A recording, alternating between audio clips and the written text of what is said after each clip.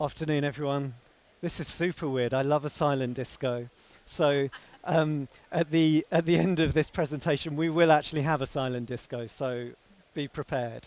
I'm going to talk to you today about my work at London College of Fashion. I always start with this slide. I'll go over here, so I'm out of the way. Um, it beautifully sums up the mindset that we have. We are there to challenge everything that the industry accepts as normality and send out into the working world a student body who think differently, act differently, and are able to adapt to a world that is changing at dramatic pace. So my team and I have a remit from London College of Fashion to look at emerging technologies and build a case study around them to show to the industry how it might be implemented.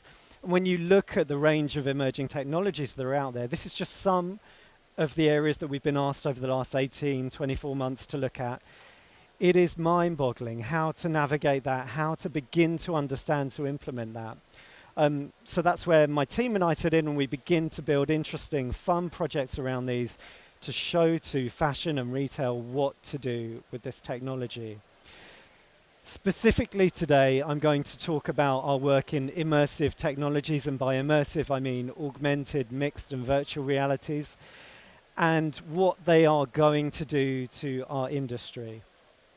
I always like to start with an inspirational. I think it is with these technologies that we are going to build a new pathway for fashion. And our work in immersive started very simply at London Fashion Week with the attempt to use live streaming to enhance a catwalk show. We'd been inspired by something that Alex Fury had written in The Guardian about how live streaming would kill the catwalk show. So we used live streaming to enhance it. And this is a catwalk from about 4 years ago where we were live streaming from devices and using real-time computer graphics to rip the model apart, just for fun. But that quickly started to look at how we could use that in a more retail focused. And so the idea of placing virtual content into the real world was super interesting to us. And a few years ago, we looked at creating virtual products that consumers could try on. And we'd seen a lot of virtual try on that frankly was hideous. You'd stand in front of a mirror and the piece would be over here and you're here. Could we create something that actually looked real? So we worked with a luxury scarf designer called Emma Shipley, and that is Emma wearing a 3D model of one of her scarves. So that's not real. That's a couple of years ago, and as devices begin to get improved facial tracking and depth sensing, and I'm sure everyone saw the Apple devices yesterday, the ability for brands and retailers to really effectively place content that might change the way that consumers interact with a brand. Are they going to buy directly from an app? Maybe, maybe not. Are they going to try it on? For sure. So we thought, let's have a look at traditional websites and see how 3D could be used to change that. And here's an image of a very traditional website, flat pack shop. Could we use the existing images that exist on a website and stitch them together to create a 3D model? Yes, we could.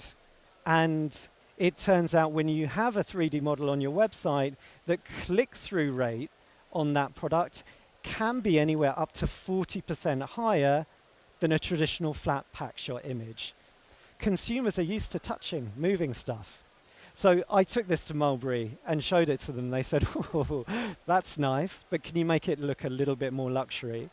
So we threw lots and lots of cameras at it and created this. So through photogrammetry, this is a 3D scan of the Amberley bag. And as a 3D asset, you can do anything to that. You could open it up, show inside. Whatever you want to do, you can now do within a virtual space. And I would argue to you that your consumers are very used to pinch and zoom. They're very used to interacting with content. On mobile, in store, the opportunity for you to create new experiences for consumers is there, and they're ready for it. And you can do it to a really beautiful level. We want to take this towards clothing as well, and this is an experiment from a couple of years ago where we use more photogrammetry to scan a designer's collection, but this time do it as separates. We used Microsoft's HoloLens, their wearable device that allows you to view it, and this is the result. The model still looks a little CG-esque. There's more work to be done on that. But rather than just looking at something, you can interact with it. You can mix and match that collection. And I just want to throw out there, what if that was you? What if that was a 3D scan of you? What if you were able to try on product virtually and see what you look like? Would that be interesting? So from a couple of years ago, the quality on these scans is starting to get better and better. And I would say to you that in the very near future, you'll start to see commercial applications from mobile devices that are able to do this. Don't forget how consumers feel about trying this kind of thing. They love it. Most people have never interacted with a hologram. When they do it for real, they get quite excited. We are obsessed with being able to track the body closer and closer. And so it has sent us drifting towards the movie industry to try and find ways to do that. And we've been using motion capture at Pinewood Studios to get very accurate scans of the body and ever more cameras. All of that work is generating quite a lot of interest. And it piqued the interest of a major film studio. And being a 43-year-old Star Wars freak, when Lucasfilm contacted us to start working on a project, after I started crying, we got very excited. And we worked really closely with Lucasfilm on a project called Live CGX. It's a new technology. It is a catchily titled performance-driven digital augmentation technology. And this is how it works. It allows a performer in real time to drive visual effects off their body. So you can see a motion capture performer in the background driving visual effects, in this case butterflies, off her body in real time. So that could be anything. So when this is some of our very early testing in San Francisco a few years back, about 18 months ago, we thought this is really cool. Could we do this for fashion? Could we build something around it that would showcase a pathway to new fashion experiences? So we created digital garments, combined them with visual effects, used depth sensing to create an augmented reality environment on a scale of which had never been seen before. And we did that at London Fashion Week this February. We borrowed the extraordinary Durbar Court. This is part of the Foreign and Commonwealth Office in central London. And we wanted to transport people to a different location. If we could augment your body with visual effects, could we do it to an entire environment? And our vision for that was to take people to a completely different place. And so we mapped out the vision of taking the visitors to the experience to downtown Macau. The combination of all of those technologies kind of represents limitless creative opportunity, which is both huge, terrifying, but also a massive opportunity for brands. And I just want to show you what it looked like in real time.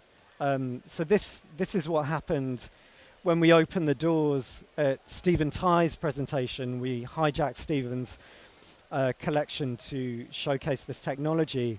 Over the course of 2 hours, we were able to overlay onto the environment real-time visual effects. So this was all changing in real time, from cityscape to jungle, birds flying around in real time. And you can also see in the background a motion capture performer driving a digital model. So digital model walking alongside real model in real time. And the response was extraordinary. If you've ever been to Fashion Week, people tend to come and go really quickly. They'll pop in for 10 minutes, see the collection, leave. People stayed for a lot longer. 20 minutes, 30 minutes, 40 minutes. There was a hardcore that were there for the entirety of the show. And that proximity to Stephen's collection had an unexpected impact. His sales for that season were 35% higher than the previous season. And whilst we can't draw a straight line between a more immersive experience and higher sales, undeniably something was happening to inspire people who were at that location to interact more with Stephen and his brand. And so more location-based immersive experience is an inevitability for fashion, retail, and entertainment. One of the more unexpected things that happened was the interaction between digital models and real models. We've always known that in real life what you wear changes how you feel. And the motion capture performer you can see there, when she saw herself wearing Stephen's collection, wearing his digital collection, her posture changed immediately. And she became very aware of what she was digitally wearing. We are beginning to prove that digital experience can mirror those of real life, that digital experiences that aren't real can have an impact on our daily lives, which we're only at the very start of this process. So we're quite excited to begin to continue that work. And I think the implications for fashion are quite big. The idea that at some point we will be able to create a new type of garment, that we could add value to what we're wearing through visual effects and digital experiences, is going to happen. We want to begin to show a pathway for fashion and retail that digital clothing is a real thing and digital experiences are meaningful for consumers. If you don't believe me, it's already started. In a very simple form, ASOS collaborating with The Sims is available on mobile. People are spending money on digital product. And I guess for designers as well, the possibility of creating alongside a physical collection, there could also be virtual product too. And I'm sure all of you have seen the furore around digital influencers. Michaela has over 1.2 million followers on Instagram, digital model wearing digital clothes, being chased by real brands, trying to promote real clothes to real consumers. Something very different is happening. And the pathway for these technologies are going to guarantee that this is more than just a one-off. We believe that a new generation of experiential fashion and retail is coming. And we are empowering that at London College of Fashion by partnering with some major technology companies. We recently completed our first Future of Fashion incubator with Microsoft, where our students have been working with artificial intelligence, wearable computing and mixed reality to build new experiences so that the types of students that leave our institution in the future will be well versed in these technologies and will continue to build these experiences. I recently finished working with Westfield on Destination 2028, which is a vision for future retail, where we can envisage hyper-connected micro-cities powered by community and new technologies. There's a lot more to come from Destination 2028 because the London College of Fashion this week announced a major new initiative in collaboration with the British Fashion Council, UKFT, London Legacy Development Corporation, that aims to create a new fashion district located in East London, where we will eventually move our campus to in 2022. And the aim of Fashion District is to create East London as the world's largest global fashion technology hub. We'll have some more announcements about Fashion District later on this year. And so that is a whistle-stop tour of the work that we're doing in experiential, but I did promise you a silent disco. So we just did a quick wrap-up of some of our work in this area, and I wanted to show you that video. So feel free to rock out to this.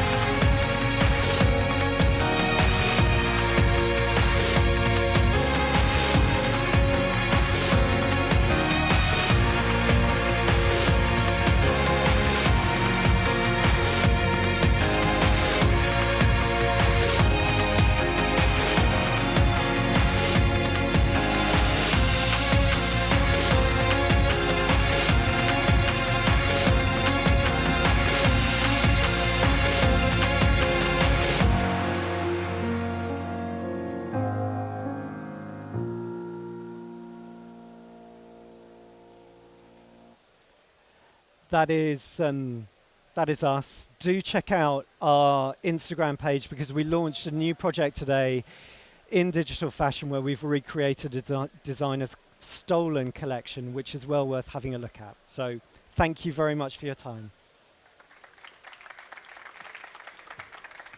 Thank you, Matthew. I think that transformation to Macau was absolutely fabulous. It's kind of cool. We've got a couple of roving mics around if you want to ask Matthew any questions. But one of the things for me is obviously this is the vision of the future, and that Westfield is looking fabulous.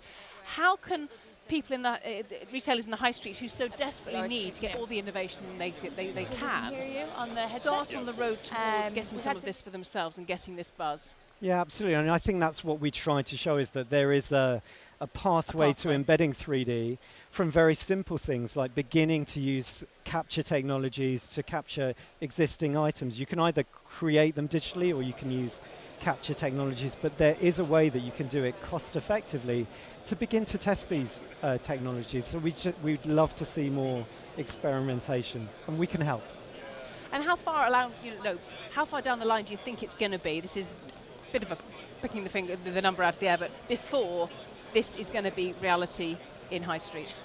The kind of technology that we showed with Stephen's High and the Macau transformation is a little bit further down the road, but you can imagine that within the next decade, commercially viable headsets will be available to allow consumers to transform the world around them or see the world being transformed around them. That is coming. From mobile devices, you'll be able to do, in the next 12 to 18 months, some incredible scanning of a whole body. You can do your face, and emojis are out there, but you'll be able to create those experiences at a simple level within the next year. Very exciting stuff. Any questions for Matthew before we let him go? No? Yeah. That was fascinating. Thank you very much indeed. Well done.